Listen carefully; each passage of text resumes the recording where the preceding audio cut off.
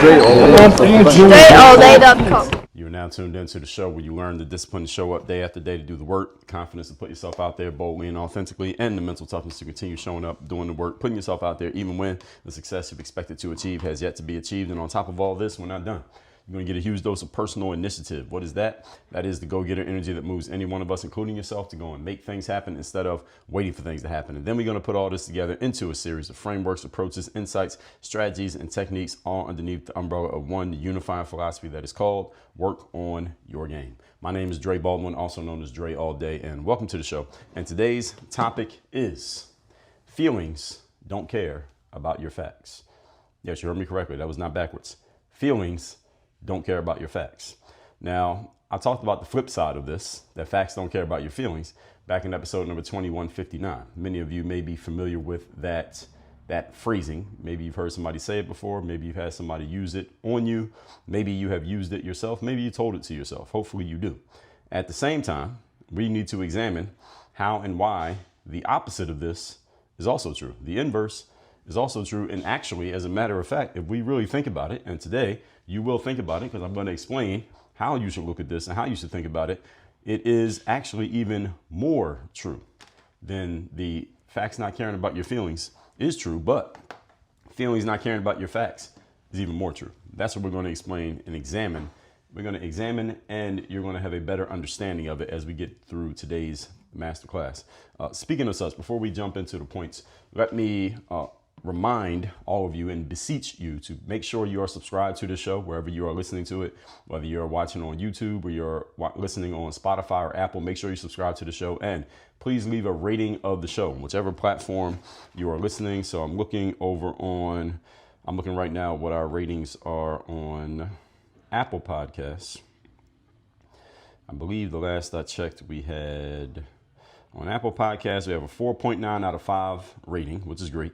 553 total ratings, and then a review. If you could leave a review of the show, that would be great. If we can get listeners to leave a review of the show, that would really help us, because that will allow more people to see that this show is doing its thing and more people should be tuning in and listening. So please leave a rating and review. The rating is just giving it 5 stars. The review is giving an actual feedback on the show. So looking over on Spotify, we had a 4.9 out of 5 as well. And then it says 70. So I guess that means 70 people have left reviews of the show. And let me see if I can find anything on the feedback. So over here, it just says rate the show. I don't know if they even allow you to write anything. Doesn't look like they allow you to write anything over on Spotify. So whichever platform you're listening to this on, please review the show. All right, that being said, let's get into our points. Point number one, topic here, once again, is feelings don't care about your facts. Number one, emotions are more effective and last longer on the human psyche and are more potent on affecting the human psyche than facts and logic. This is just the reality of everything. I've told you this many times. Our emotions are much more powerful than logic. That does not mean that you should throw all logic out the window. What it means is, as a human, being that you have emotions, if you want to move yourself or another human being to action, you are more likely to move them to action by defaulting to touching their emotions than you are trying to touch on them on a logical, rational level. Most human beings are much more in touch with their emotions and their feelings and more likely to be swayed by emotional and feeling-based evidence, quote unquote, and arguments than they will ever be by factual information. And it doesn't have to be true. It can be very true, but it doesn't have to be true at all. This moves people. Emotions move people to action. People, remember the 3 truths, core truths of human beings that I've told you many times. People do not think, people do not read, and people are lazy, mentally and emotionally and physically as well. Emotions, let me back up. Facts and logic, ladies and gentlemen, when you present someone with factual information and logical information, what you are doing is challenging them to think, because to consume and to process factual data and a logical argument requires them to think and consider, does this actually make sense? And listen, I'm a very logical person. I like to break things down on a logical level and try to be as objective as possible. And I'm not going to stop doing that. And at the same time, I understand when I speak this way, there is a certain percentage of the population who is not going to be interested in this. The majority of the population is not going to be interested in anyone breaking things down logically and factually, because again, it requires them to think. And if you try to be objective and rational, you're requiring people to think. And when you require people to think, a bunch of people are going to opt out without even asking, what do you want me to think about? Because most people do not think. I just told you that. People don't think, they don't read, and they're lazy. Thinking takes effort. Okay, so I know that I'm talking to about 2% of the population when I start talking my logical and objective stuff. I already know that's who I'm talking to. That's okay, because 2% of the population is still a whole lot of people. But you should understand that most people, you won't be able to get through to them if you're just trying to be logical. If you want to get through to the masses of people, then you need to figure out an emotional angle for your approach. You want to see an example of someone doing this really well, just look into your favorite entertainer who's very famous. Usually they're really good at tapping into people's emotions, whether directly or indirectly, such as through music, or directly, such as a person who just goes and they just have a lot of fans just because of the way they talk.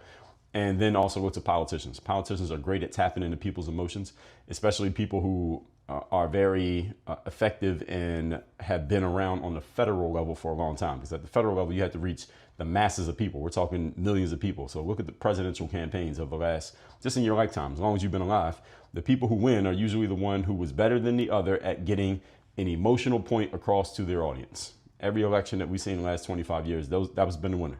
Person who was better at getting their emotional point across. For example, in 2000, it was George W. Bush versus Al Gore.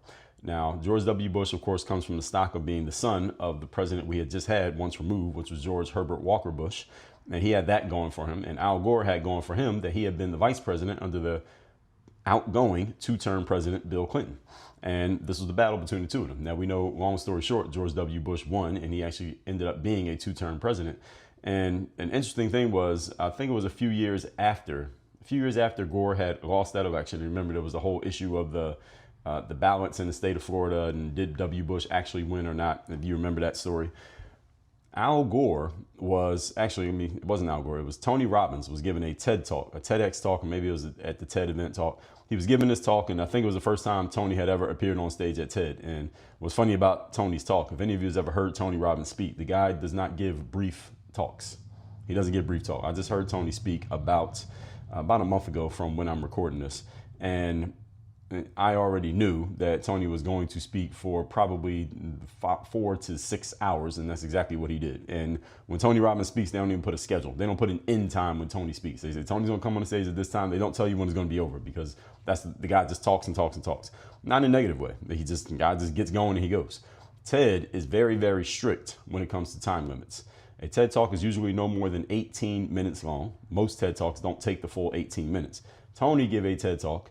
If you go look this up on YouTube, and I'm gonna look it up because I think it has to still be there. It's a very popular talk.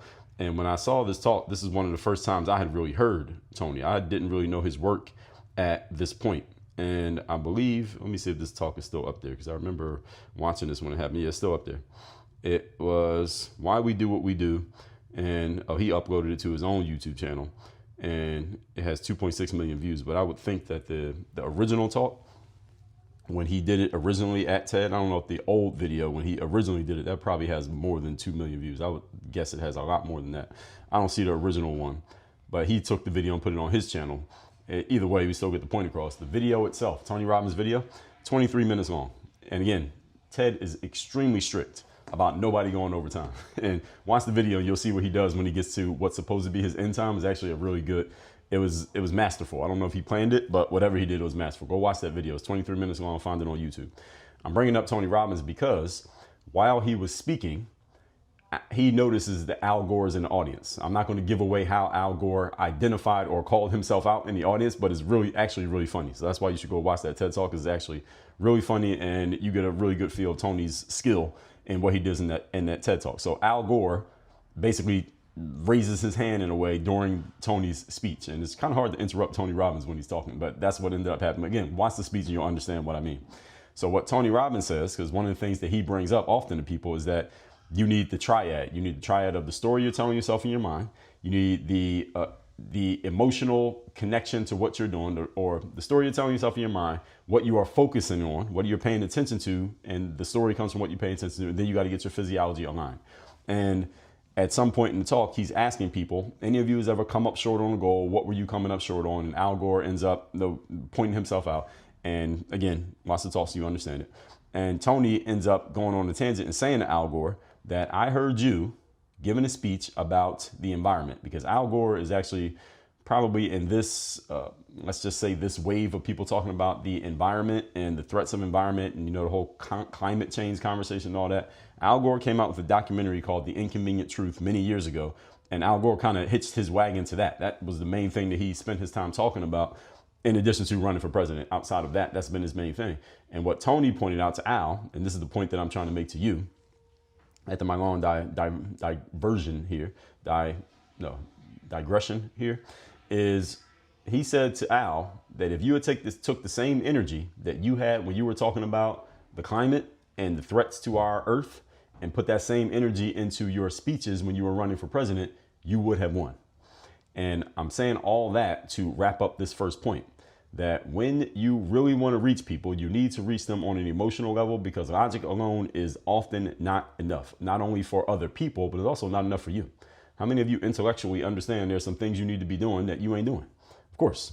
But if you get some emotional reasons to do them, you'll probably start fucking doing them. Right? That's the way it works. So if you want to reach the average person and you know absolutely nothing about them, there's a person behind that door and you need to get their attention and you need to move them to action, you are much more likely to you're much more likely to succeed if you use emotion to reach them rather than using logic to reach them, because most human beings ain't logical. Okay. Most people are going off their feelings and they're not going to go off facts. Point number 2, today's topic once again is your feelings don't care about your facts. Number 2, you cannot outlogic emotions. It is not possible.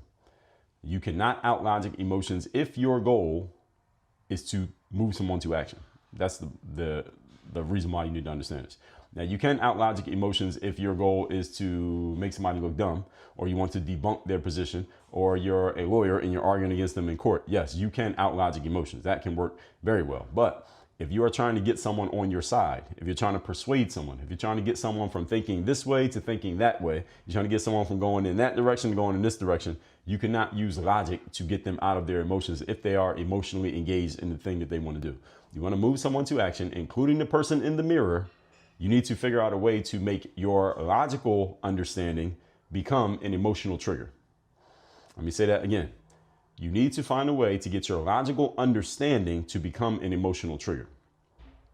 That's how you move yourself to action. Because if you only have logic, you're not going to be moving at your fastest pace. You're not going to be giving your best energy. You will not be as compelling. You will not be as influential on yourself or on others when you don't have your emotions engaged in what you're doing. So again, think of that triad again that I mentioned. It is, what are you focusing on? What is the story you're telling yourself? And how are you using your body? All three matter to getting you into your peak state. And when someone is in that state of being emotional, the only way to influence them is you have to meet them where they are. That doesn't mean you have to become as emotional as they are. If they're angry, doesn't mean you need to get angry.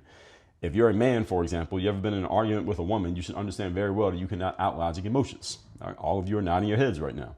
Once someone is locked into an emotion, no amount of logic is going to change their emotional state. So if you need to engage with this person, you want to influence them, you have to understand, recognize, acknowledge their emotional position, whether you get to that state yourself as well, but you have to acknowledge that they're there if you want to influence them. And if you ignore the fact that they're there and you try to talk logically and rationally and give them something that is intellectual while they're in an emotional state, is going to go in one ear and out the other. They won't even get your message. So you got to meet them where they are.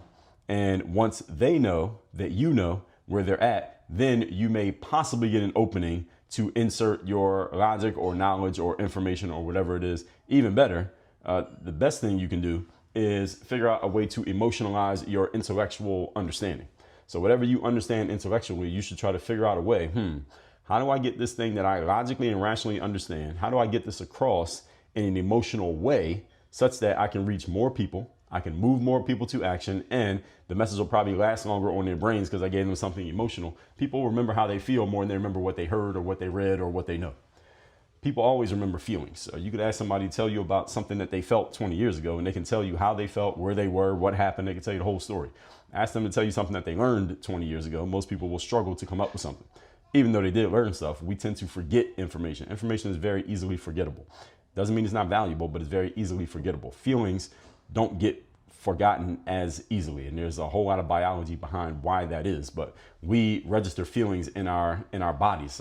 Our psyches register a feeling. It doesn't go away from us when we feel something. When you think something, that can disappear very easily. It can be replaced very easily by something else that you thought 5 minutes later or 10 years later.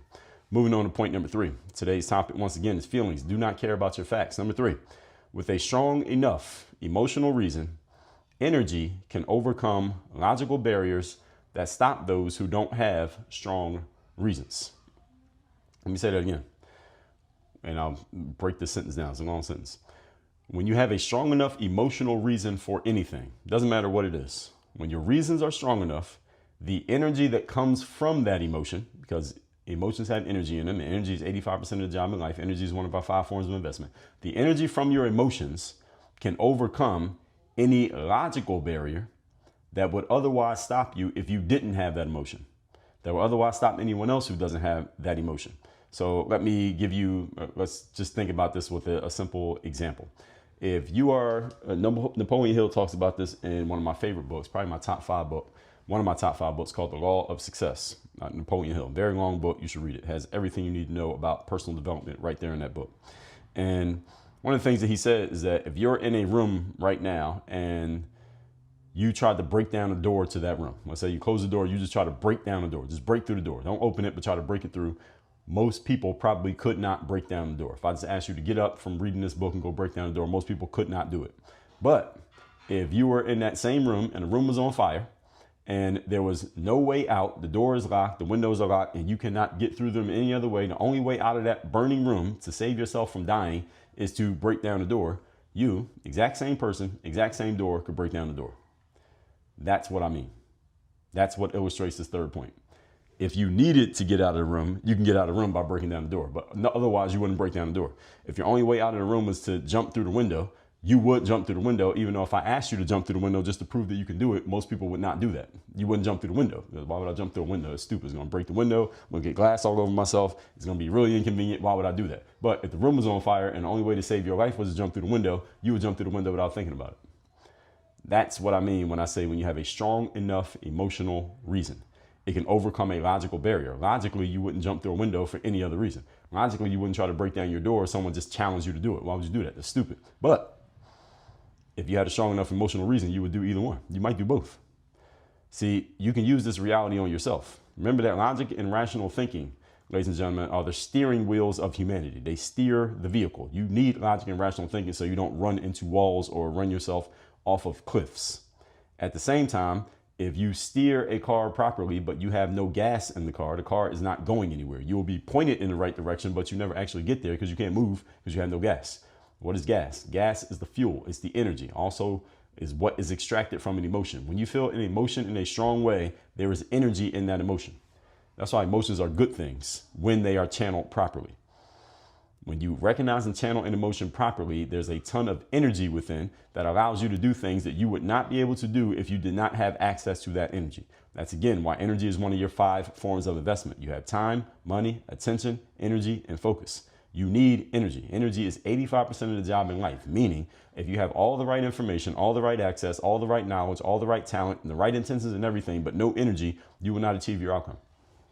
And someone who has no information, no knowledge, no real skills, and no talent, but a ton of energy may stumble upon success by accident, even though they're not really that good. Maybe even what some of you will call unqualified, quote unquote. They will still stumble upon success because they had the energy to keep trying. Speaking of trying, my favorite rapper of all time is a guy named 50 Cent. Most of you heard of 50 Cent. My favorite album by 50 Cent is the one that you know about. It's called Get Rich or Die Trying. Just listen to the title. Listen to the title again. It's called Get Rich or Die Trying. The energy behind that title was that he was emotionally engaged and I want to make myself successful if it's the last thing that I do. And there was some people believed it because most of you probably know the legend of 50 Cent is that the guy was trying to get into rap.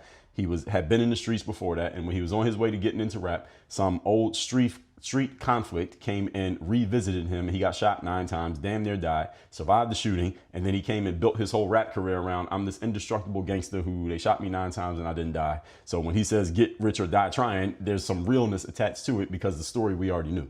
So it was a genius way to market himself by titling the album what he did. One of the reasons why it's one of my favorite albums. Why? Because there's emotion behind it. It's not logically, I do not think is the best rap album as far as lyrics and skill and production is the best possible rap album that could be made. If I'm thinking logically, no.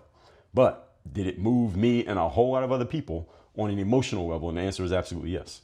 That's the point. So when you have a strong enough reason, the logic ceases to matter. And some of you are in a position right now where there are things you want to do, but you are intellectualizing the situation so much and you haven't been able to figure out a solution. And the reason why you haven't been able to figure out a solution is exactly because of what I just said. You're intellectualizing. You need to get your emotions engaged and it will render the intellectual side irrelevant. So there's a benefit to having both of these. You need to be able to think. All right, don't be stupid. So use your intellect when it's necessary, but then you gotta know when to turn the intellect off, tell your brain to shut the hell up and let your emotions move you to action once you already know what you need to do. So there's a time for everything. So emotions are the gas pedals of your vehicle. Logic is the steering wheel. And you can't go anywhere with just a steering wheel. You can go far with just a gas pedal. Now, where you're gonna go is a different story, but you can go far. You can't go anywhere with just logic. And many of you have a whole lot of logic, but you're going nowhere because you have no energy. You have no emotions. Now, again, of course, you got to steer the car. All right, don't forget about steering the car. All right, don't press the gas on the car without touching the steering wheel. You're probably going to end up dead. But you get my point. You need gas in the tank. All right, the smartest car in the world goes nowhere with no gas. So even if you happen to be, or electricity, I guess. So even if you happen to be a super logical individual like myself, and I'm explaining this all to you as a very logical, as my friend Charlene calls me, annoyingly logical individual, you still need to learn how to tap into the emotions and understand the value of them. I'm the one explaining it to you. All right, so even I'm giving you this message to help you understand it. Okay, you must be able to tap into emotions and use that very valuable resource known as energy. Scientifically, it is defined as the capacity to do work that comes from energy, comes from emotions, excuse me. Let's recap today's class, which is feelings do not care about your facts. Again, I talked about the flip side of this in episode number 2159. Today, I'm talking about the other side because this other side matters too. Number one, emotions are more effective and they last a whole lot longer than facts do on human beings. So you want to move somebody to action, I would suggest, if you don't know anything about them, I suggest you start with some emotions. Even the most logical person in the world can be moved to action if you get them emotionally triggered, including someone like myself. Number two, you cannot out-logic emotions. Someone's in an emotional state, you got to meet them where they're at, recognize where they're at, and then maybe they might be willing to listen to your logic. But if someone's in an emotional state, you cannot give them logic. If someone's in a logical state, you can give them emotions, but it doesn't work the other way. One is a lot more potent than the other. And number three, with a strong enough emotional reason, the energy from those emotions can overcome any logical barrier that would stop you if you did not have the emotion. Energy overpowers logic every day of the week and twice on Sunday. Always remember that. And any of you who's in the marketing business, any of you who's in the sales world, keep this in mind when you're doing your sales, when you're doing your marketing. If you want to get people to do something, you got to touch them emotionally, not just logically. All that said, folks, workonyourgameuniversity.com. You want to learn how to trigger yourself and others to move to action to help you and others do what they know they need to do, but intellectually, that's where they're stuck. You want to get them into the emotional state to make that intellect actually work. Go to workonyourgameuniversity.com. Have me as your direct coach and let's get to it. Work on your game. Dre, all